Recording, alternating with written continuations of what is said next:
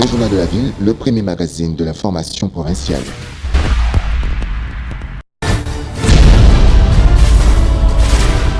Tout de suite, le journal.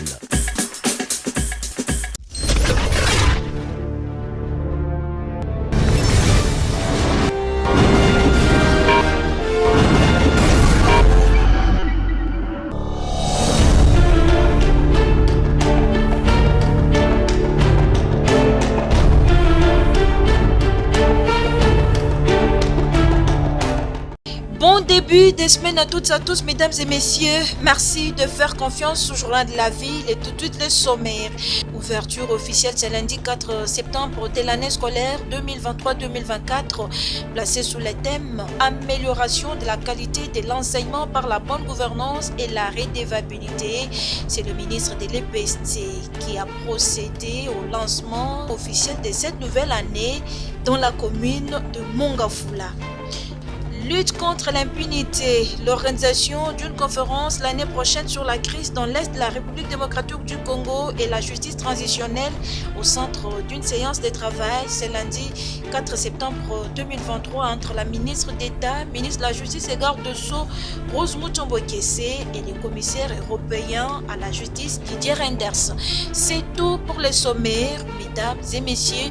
Encore une fois, bienvenue dans ce journal.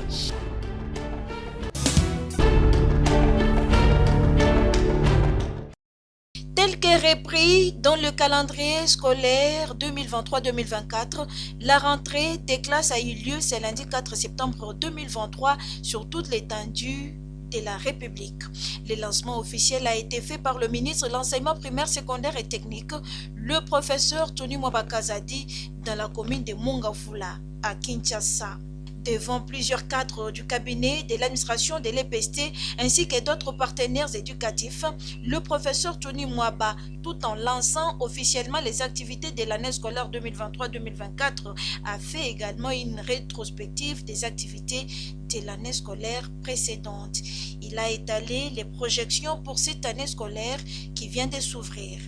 Sur le plan de la coopération bilatérale et multilatérale, l'année scolaire écoulée a été l'occasion pour les partenaires traditionnels du ministère de l'Enseignement primaire, secondaire et technique de poursuivre leurs précieux efforts en faveur du développement de l'enseignement en République démocratique du Congo. Les efforts consentis par ces partenaires ont contribué au renforcement de la qualité de l'enseignement et ont permis et permettront encore l'accroissement d'accueil de notre système éducatif. Au regard des enjeux de l'heure, je place l'année scolaire 2023-2024 sous le thème de l'amélioration de la qualité de l'enseignement par la bonne gouvernance et la redevabilité. Loin de moi l'idée de se contenter des avancées positives. Je demande à tous les opérateurs pédagogiques de se remettre en question et de s'engager résolument dans la recherche de l'excellence, à l'effet de concrétiser chacun dans sa sphère de travail, la vision du gouvernement, celle de construire un système éducatif inclusif, de qualité, contribuant efficacement au développement national, à la promotion de la paix et à une citoyenneté démocratique active. Après le lancement officiel, le patron de l'EPST a effectué une visite d'inspection dans quelques établissements de la ville pour s'imprégner des conditions de la reprise des classes. Un constat positif s'est dégagé de cette visite. Les élèves ont repris en grande masse le chemin de l'école et les enseignants bien présents dans les salles de classe.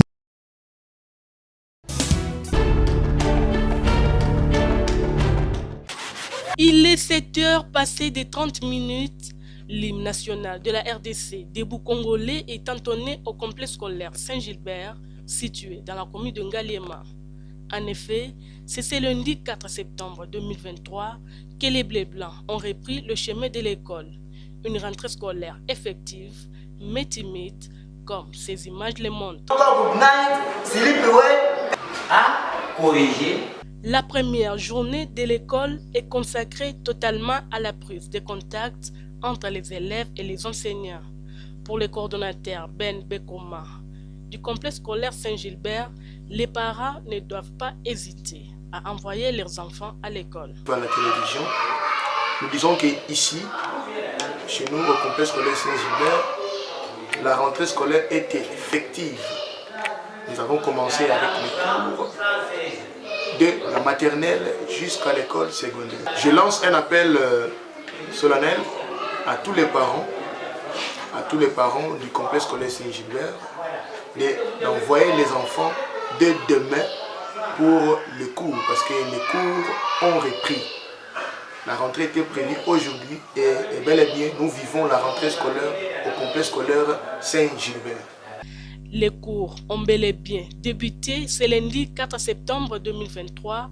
Les parents congolais sont invités à faire l'effort d'envoyer leurs enfants à l'école, bien que cela reste un casse-tête pour la plupart en raison des moyens financiers.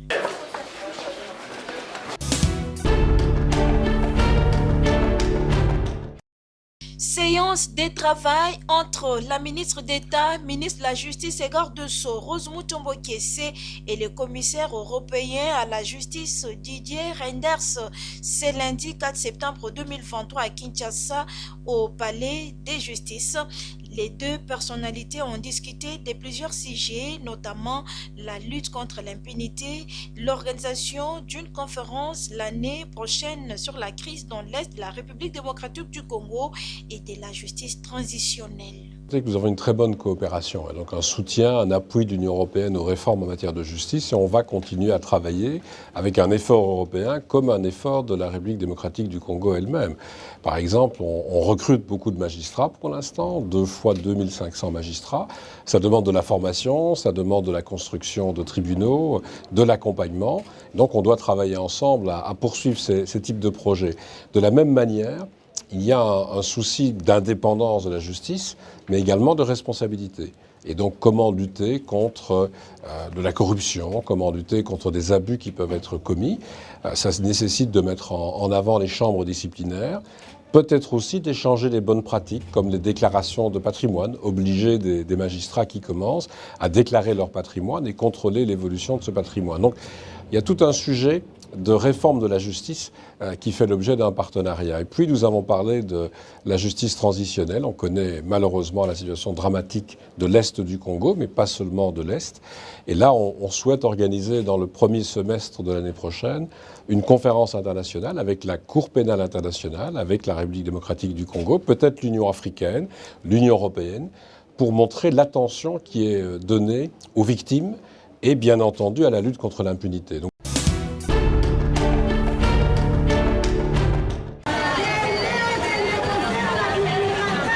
Le rond-point Gaba a vibré ce lundi 4 septembre 2023 au rythme des sensibilisations, deuxième édition randonnée pédestre électorale avec les réseaux d'éducation civique au Congo, RECIC sur terrain, mobilisés comme un seul homme, les animateurs d'IRECIC et son équipe mobile ont sillonné le rond-point Gaba, ses différents arrêts et différentes avenues pour sensibiliser la population et leur message était clair.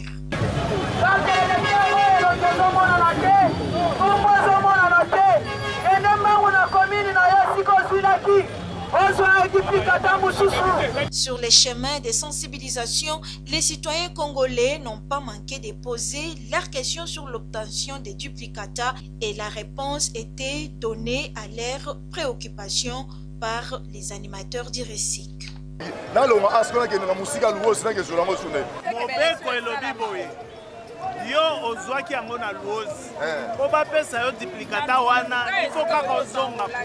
Maître Jean-Michel Mvondo, secrétaire exécutif du réseau d'éducation civique au Congo, revient sur la quintessence de ces randonnées pédestres électorales. Nous avons été dans le premier point chaud qui est la place Victoire. Aujourd'hui, nous avons jugé bon de venir ici au rond-point Gaba pour mobiliser, sensibiliser la population, d'abord par rapport à une question importante qui est la question des duplicata des cartes d'électeurs. Nous sommes en train de mobiliser la population pour qu'elle sache les duplicata des cartes d'électeurs, ce n'est pas une nouvelle opération d'enrôlement, mais c'est une possibilité qu'on a donnée à ceux dont les cartes sont détériorées ou à ceux qui ont perdu leurs cartes d'aller dans les antennes de la CENI pour récupérer leurs cartes. nous allons continuer. Notre rôle, c'est de mobiliser la population pour qu'elle participe de manière responsable au processus électoral. Toujours présente pour encourager le RESIC pour cette sensibilisation et mobilisation autour des duplicata, la Commission électorale nationale indépendante provinciale s'est exprimée en ces termes.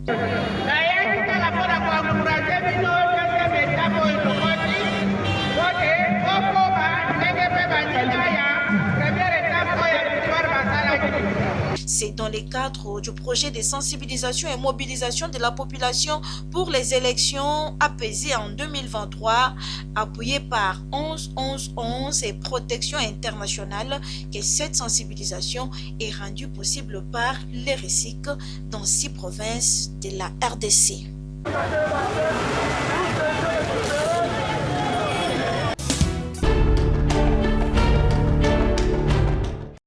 Affaire 120 tonnes de cartons de cuivre appartenant à la société Tengue Fungurume Mining, le panel des experts de la société civile sur les dossiers du détenu, le général Gihanga Muta Smith, exige que la DEMIAP se dessaisisse du dossier afin de permettre aux détenus de bénéficier d'une justice équitable. C'est dans une déclaration tenue ce lundi 4 septembre 2023 au Centre culturel Boboto. Dieudonné Mouchagaloussa est coordonnateur du panel des experts de la société civile.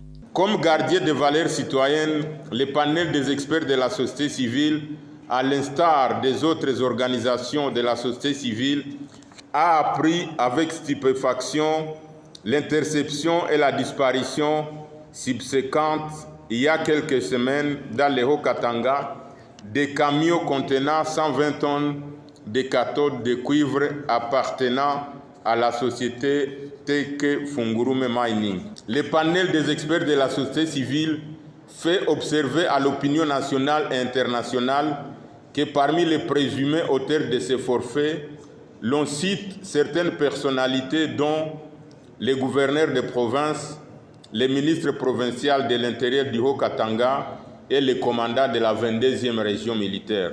Par ailleurs, le panel des experts de la société civile regrette le fait que parmi les 3 présumés si haut cités, seul le commandant de la 22e région militaire à la personne de Gihanga Muta Smith soit détenu dans les installations de l'état-major général des renseignements militaires de FARDC, ex-DEMIAP, pendant que les 2 autres ne sont pas inquiétés et continuent à vaquer librement à leurs occupations. Le panel des experts de la société civile condamne ce traitement partial et l'usage excessif des services de renseignement qui mettent à mal l'état des droits prôné par le chef de l'État, son Excellence Félix Antoine Tshisekedi Tshilombo. Cela étant, le panel des experts de la société civile exige que la DEMIAP se dessaisisse du dossier pour permettre aux détenus de bénéficier d'une justice équitable.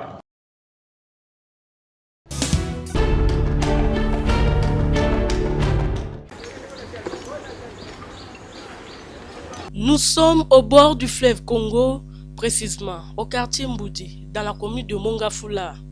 Ici se trouve la carrière Machunga. Comme vous pouvez le voir à travers ces images, plusieurs activités se déroulent dans cet endroit, notamment ramassage des sables, morcellement des pierres et tant d'autres. Pour avoir des caillasses, les mamans et les jeunes gens sont obligés de casser les pierres pendant environ plusieurs heures, et cela sous l'exposition du soleil.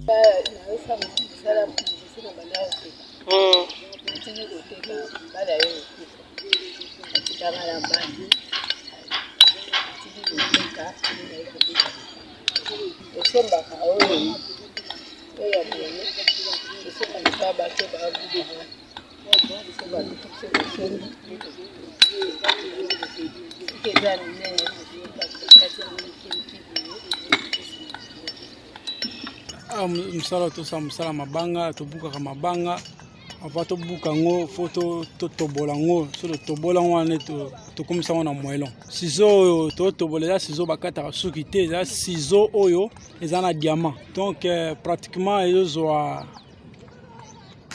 donc on a 45 minutes. Je suis biso, mais pas tellement.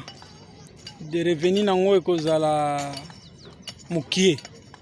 Donc moi que ça la dire, mais revenir dans la moukier. Ces petits commerçants qui revendent à leur tour sont exposés à plusieurs difficultés, notamment les manques d'outils de travail. Difficultés, premièrement, ils ont des ciseaux autosal là-haut, ciseaux.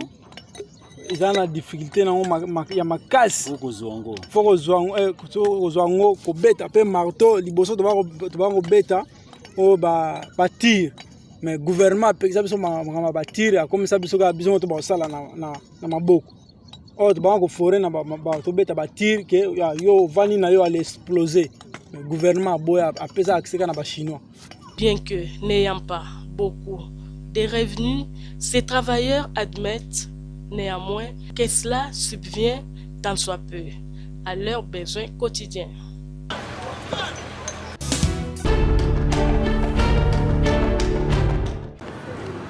Les programmes d'investissement pour la forêt et la restauration des savanes, PIFORES en sigle, à travers son unité de coordination, a effectué du 25 juillet au 14 août 2023 une mission dans les Grands Kasaï, dont les provinces de Lomami, Kasaï oriental, Kasaï central et Kasaï, dans le cadre de la préparation technique à la mise en œuvre du programme sur terrain. Cette mission, conduite par Yannick Luamba, expert en suivi et évaluation de l'unité de coordination PIF, accompagné des experts de l'ICPIF et une délégation du secrétariat général à l'environnement et développement durable, avait pour but d'informer les parties prenantes sur les activités prévues et la modalité de leur exécution, présenter les dimensionnements du projet en termes d'activité, échanger sur les zones d'intervention proposées au niveau de toutes les provinces et procéder à la pré-identification des ONG locales, pour ne citer que cela. Sur terrain, dans tous les chefs-lieux des 4 provinces concernées, la délégation venue de Kinshasa a réuni toutes les couches de la population de ces provinces dans les ateliers d'information présidés par les ministres provinciaux ayant en charge l'environnement et l'agriculture en présence des services étatiques impliqués dans la mise en œuvre des PIFORES. Tout a commencé dans la ville de Cabinda, province de Lomami, où la salle de la procure de la paroisse Sainte-Marie de Cabinda a servi de cadre le 26 juillet 2023 à cet atelier d'information organisé par ICPIF. C'est le ministre provincial en charge de l'environnement, Sylvain Ngongo Moudimbi, qui a présidé cet atelier avec la participation des services étatiques de la province. Les objectifs de développement et composantes des PIFORES s'articulent sur l'amélioration de la gestion des paysages et renforcer les moyens des communautés dans les zones sélectionnées, améliorer l'amélioration de l'aménagement des territoires pour la gestion des ressources naturelles. Mesdames et messieurs, distingués invités, c'est à travers quelques points que j'invite tout le monde à s'approprier de ces grands projets qui vont donner les résultats nécessaires pour le développement de notre province de la Lomami. Prenant la parole à son tour, le chef de la délégation de l'ICPIF, Yannick Luamba, a expliqué aux participants les bien fondés de ces projets sur la population de Lomami. Dans les 5 territoires pour la province de Lomami, on doit élaborer 73 plans simples d'aménagement du territoire au niveau des terrains villageois. Il y aura 73. Pour la Banque mondiale, normalement l'estimation, la permis j'ai pas sous contrôle, l'estimation était au-delà de ça. Mais pour la Banque mondiale, si on établit déjà 73, c'est-à-dire que nous avions atteint notre objectif au niveau de la province. Et ces plans d'excellence, c'est pratiquement des documents de plaidoyer au niveau des terrains villageois. Par exemple, lorsque l'UNICEF vient appuyer tel village, il leur trouve avec un document. On dit voilà ce que nous voulons. Dans la Lomami, comme je l'ai dit, 100% des ménages qui seront appuyés seront sensibilisés sur l'importance de la femme dans la mise en œuvre des activités. Les participants à cet atelier constituaient des administrateurs des territoires, les responsables de la société civile, les ONG locales et les associations de femmes et jeunes ont tous remercié les organisateurs et donné leurs engagements d'accompagner ces projets. Même chose à Kananga, Mbujimai et Chikapa où les participants ont tous bien accueilli ces projets. Je suis flatté, je suis content que ma province soit choisie parmi les 7 provinces qui vont bénéficier de ces fonds, et l'ICPIF financé par la Banque mondiale. ce projet pourra amener quelques éléments positifs. Par exemple, dans les reboisements, vous voyez que nous pouvons aller au-delà de 10 000 hectares de reboisements. C'est vraiment un capital forestier qui sera reconstitué au travers de ces projets dans la province du Kasaï oriental. Et c'est un bénéfice carbone important. Ça contribue à la réduction de la pauvreté dans le secteur agricole et forestier. Le projet, c'est un programme d'investissement pour la forêt et l'instauration de la savane au Kasaï oriental. Mais comme on a ajouté la dimension savane, pour moi, c'est une nouveauté. Je sais que ça va beaucoup profiter de notre province et de la population bénéficiaire aussi, et qui va s'impliquer. Comme j'ai vu les agitations dans la salle, ils vont s'impliquer pour que ce projet puisse aller de l'avant. En tout cas, cet atelier a été très important pour nous, pour la population kassaïenne, pour tous les 5 territoires. Nous avons participé à un atelier de restitution sur les bienfaits du projet. Et nous avons compris que cet atelier, ce projet n'aura pas seulement un impact sur la savane et les forêts, mais un impact aussi sur le quotidien de toutes les communautés de la province du Kasaï. Nous avons autant de forêts chez nous qui chôment. Un des bons messages à donner donc à notre population est de pouvoir aussi bien conserver nos forêts et surtout le fait de mettre les faits à n'importe quand et à n'importe où dans nos savanes aussi. C'est ça de bonnes idées dont nous avons eu dans cet atelier. Notons que P4S est un projet du gouvernement congolais financé par la Banque mondiale pour un budget total de 300 millions de dollars américains avec un objectif de développer et améliorer la gestion des paysages forestiers et renforcer les moyens de subsistance des communautés dans les zones des projets sélectionnés.